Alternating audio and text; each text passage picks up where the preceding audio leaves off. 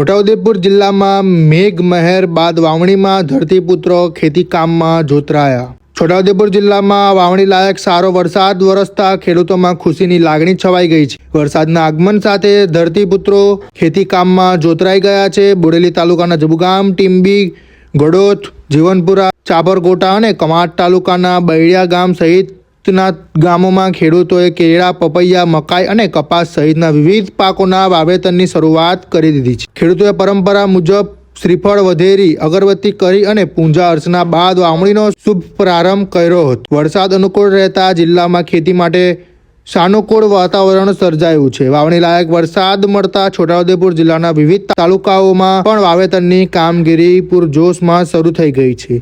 સમયસર વરસાદ વરસતા ખેડૂતોમાં સારા ઉત્પાદનની આશા જાગી છે અને સમગ્ર જિલ્લામાં ખેતીનો માહોલ જામ્યો છે। રિપોર્ટર શકીલ બલોચ દ્વારા છોટાઉદેપુર।